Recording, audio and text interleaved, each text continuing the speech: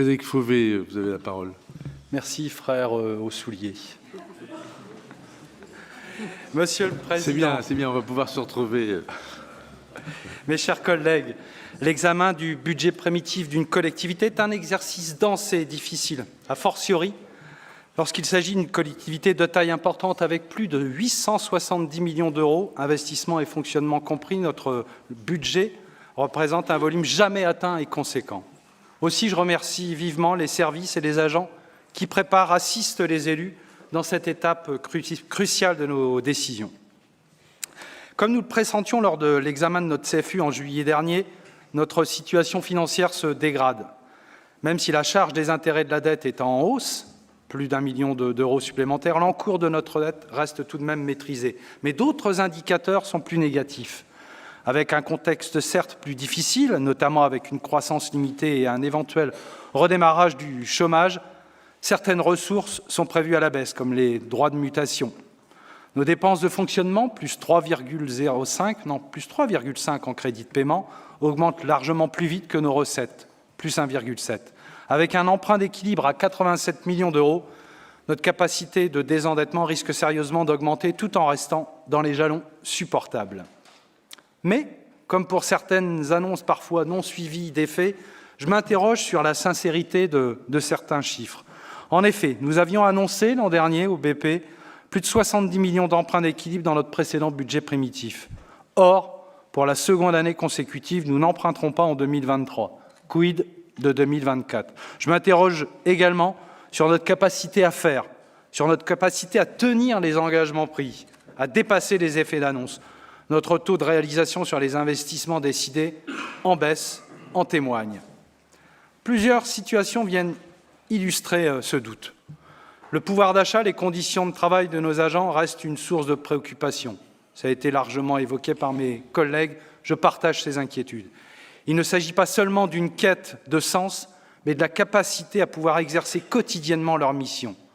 L'exemple du vœu sur la resectorisation des MDSI soulève un certain nombre de questions, notamment sur l'accès des usagers, de nos habitants au service du département. Des préoccupations également sur la situation de l'enfance en danger, le pécule des enfants placés ou la situation du CDEF, avec des difficultés qui perdurent et des directeurs qui se succèdent, peuvent témoigner de cette inquiétude. Des inquiétudes plus structurantes demeurent également. Le vieillissement important et accéléré de notre population exige une réponse forte. Nous attendons, elle a été annoncée maintes fois, la loi Grand Âge. Il nous faut peut-être nous emparer localement du sujet avec anticipation et force. La capacité également à positionner notre département dans le concert national et régional se pose. Outre la perte de la capitale régionale dans notre département, cela se traduit par un dépeçage en règle et la disparition de nombreux centres de décision, non compensés et mal défendus par nos élus régionaux amiénois et samariens.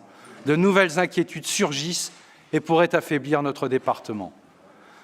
Par exemple, notre région est l'une des rares à avoir 2 CHU sur son territoire.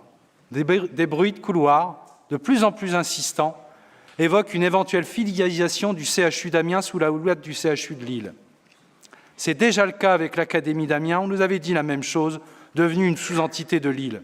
Cela représenterait un véritable séisme pour la recherche et le lien avec l'université dans un département déjà malmené par une désertification médicale rampante.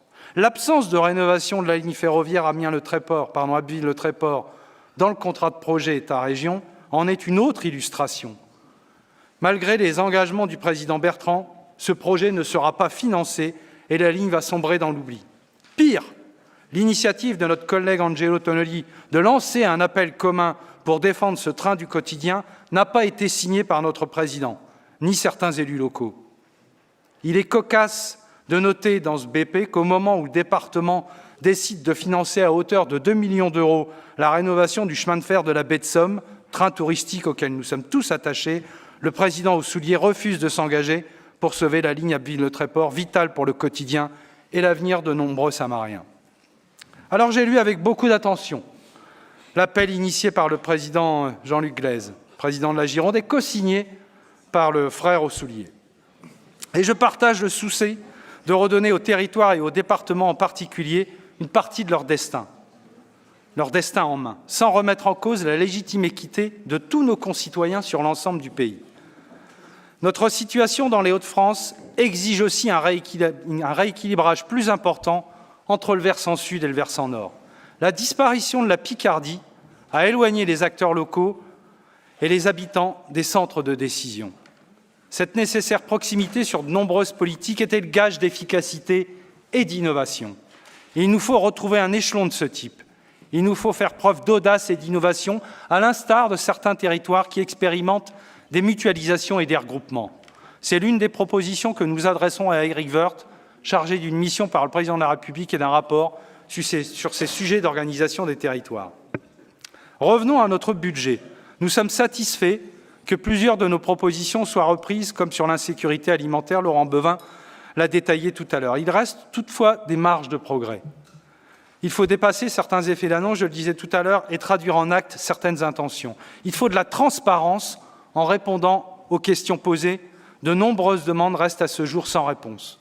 Le suivi sur le schéma des solidarités, l'évaluation du RSA conditionné, le bilan sur la situation des crèches, le bilan de la réforme des CDER, le tableau des dépenses sur le littoral, la liste des critères du PPI sur les collèges, la liste des opérations financières financées par la politique territoriale sur Amiens, la situation de l'historial de la Grande Guerre, autant de questions importantes que nous avons déjà posées et qui restent sans réponse aujourd'hui. Il faut aux élus les moyens de travailler, notamment avec les moyens des groupes politiques.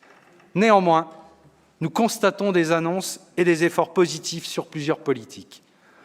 Les efforts sur les dispositifs sociaux, sur certains dispositifs sociaux, la prise en compte de certaines de nos propositions, je le disais tout à l'heure, les politiques d'aménagement et le soutien aux collectivités, les efforts ou de nouvelles initiatives culturelles vont dans le bon sens. Même la politique de développement durable, illustrée par le rapport annuel de qualité annexé à ce BP, commence enfin à monter en puissance. En créant de nouveaux dispositifs, en diversifiant les annonces, en multipliant les petits pains, le président aux souliers ressemblerait presque au Père Noël en cette veille de fête. Même les voitures du cabinet semblent bénéficier de sa générosité. Aussi, je m'interroge sur la cohérence de votre majorité.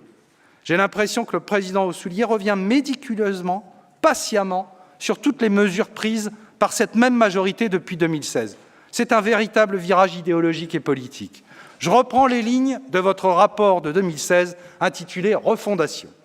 Face aux changements, aux incertitudes, aux difficultés, la majorité élue en mars 2015 fait le choix, au contraire, d'une refondation du conseil départemental. Le choix d'un conseil départemental efficace, plus économe, mais plus à l'écoute des besoins nouveaux de notre département, prêt à s'engager peut-être sur un moins grand nombre d'actions. Comment ceux qui ont mis en œuvre ce plan d'austérité peuvent-ils expliquer ce changement radical d'orientation? Comment le président Saumon, je l'excuse par ailleurs son absence aujourd'hui, peut-il accepter et supporter ce détricotage presque systématique? Alfred de Musset disait que les deux grands secrets du bonheur sont le plaisir et l'oubli. Je sais que le président Saumon connaît beaucoup de plaisir, j'imagine qu'il découvre l'oubli. Merci de votre attention.